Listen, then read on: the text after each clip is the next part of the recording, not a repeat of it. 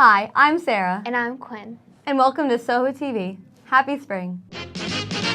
Till the one day when the lady met this fellow, and they knew that it was much more than a hunch, that this group must somehow form a family.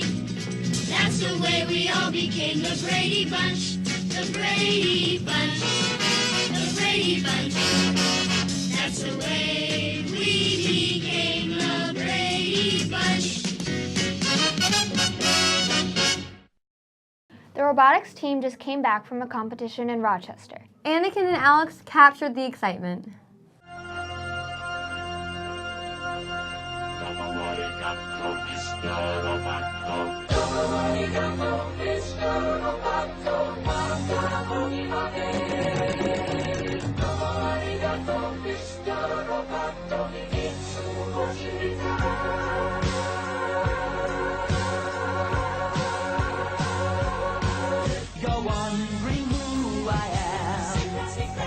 Congratulations to the Southwold Robotics team for placing third in their competition at RPI, and good luck this week at Hofstra.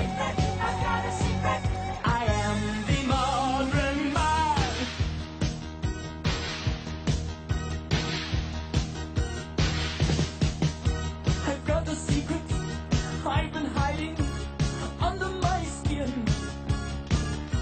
My heart is human, my blood is boiling. Believe it or not, Soho TV has a 50-week streak going. I think we hit the 50 mark a couple weeks ago. Olivia and Kate are here to explain.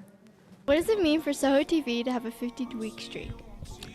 Well, when I was growing up, streak meant something very different than it does today. But being that I have a daughter who uses Snapchat, I'm thinking for 50 consecutive weeks, we've had broadcasts that people have been clicking on, right? What is your role here in Soho TV? So I'm the executive producer here at Soho TV. That means that I am in charge of making the scripts and filming the anchors and editing the packages. I have the final say for what packages go in, like this very one you're doing right now. So last week, Soho TV hit a 50-week streak. What is your role here? I go out and I interview people. Is it easy? Not often, no, it's not easy. Not at all. What does it take to get a package done every week? Usually we kind of look up what's going on that week and try and figure out if we can kind of promote something or ask people how they feel about it. So usually it's just a lot of brainstorming and trying to create an idea out of that. Congratulations, Soho TV, on your 50-week streak. Back to you guys in the studio. I don't know about you, but I'm feeling pretty hungry right now. Why don't we head down to Mrs. Rizzo's culinary room to see what's cooking? Let's go. What makes this year different than the past years? This year, we are teaching college culinary arts for the 10th year in a row. We were interested in doing a new class called Food Preparation and Nutrition, and we're starting off that class teaching English to Spanish students, and it's really successful. We have a huge class, and we hope to do that next year as well.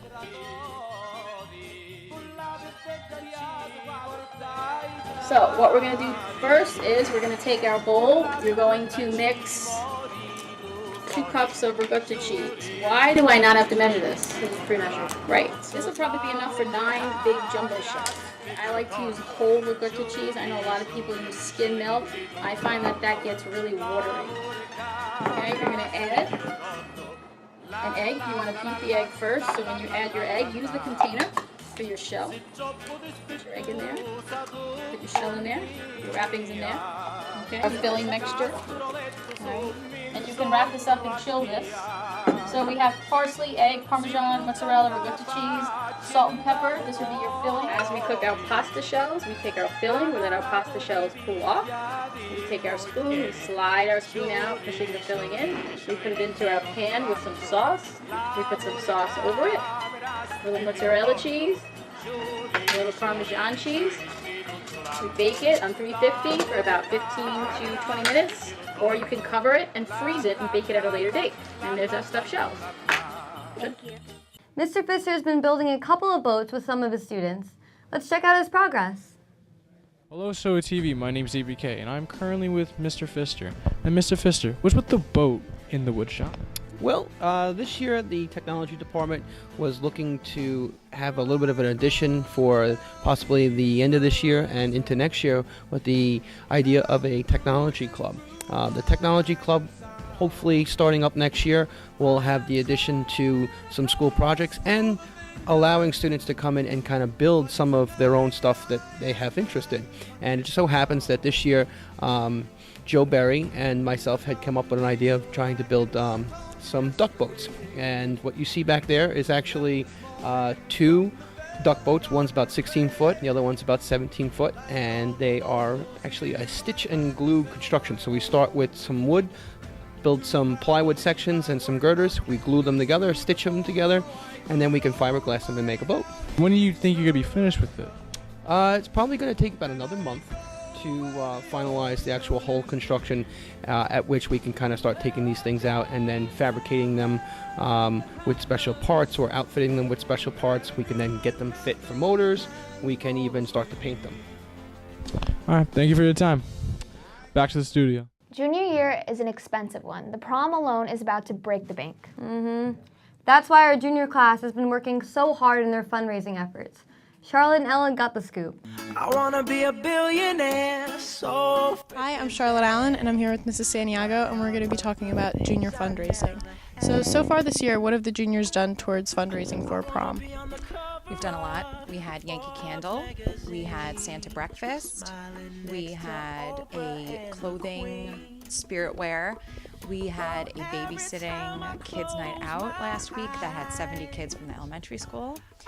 We are doing a cookie sale right now, Otis Funkmeyer, frozen cookies, cakes, Auntie Anne's. We're having crepes before the theater on the Saturday evening before the Les Mis play. We're serving crepes to anybody who'd like to come. So $3 for 1 crepe, 2 crepes for $5 with Nutella and bananas, strawberries and cream. So we're hoping to make a little bit more money with that. Where are you planning on spending all of the funds towards prom? Decorations is one of them. Prom can cost over $20,000. When you think of catering, the price for the venue, all of the decorations, DJ, music, singing at cocktail hour. We have live music at cocktail hour this year. Photo booth, favors. So the money pretty much goes to every single thing. So since we are a little bit behind, is there anything that we can do to kind of help out? Yes, we've had the same few people that are selling and that are helping at our events, so really getting more involvement, more people to help. We are going to add a few extra little fundraisers, so having more volunteers and more people to help and spread the word so that we can make $3,000 more by May. Thank you for the time. Back to the studio. Beep boop beep. Beep bop boop. That's all for us. See you next time on Soho TV. Happy spring and have fun.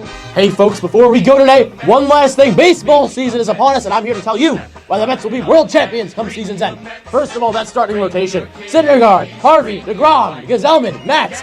Not necessarily in that order, but how about that batting order? We have Granderson at the top hitting 30 home runs, Duda with his .360 on base percentage, Neil Walker does my dad, Asdrubal Cabrera does it all, Cespedes is back, Jose Reyes is a spark plug, David Wright might play eventually, and they'll talk about that team from Washington. I'll tell you about that team from Washington. They have no bullpen, their starting rotation is nowhere as good as ours, they may have Murphy, they may have Harper, but you know what? Come season end, we'll be the ones with 95 wins, we'll be the ones at the top of the NL East, and we'll be the ones beating the Cubs in the National League's Championship Series. 4 games to none once again. We will beat the Red Sox in the World Series, and the Mets will rain down the Canyon of Heroes as world champions. Thanks for watching Soho TV. All the fans are true to the orange and blue.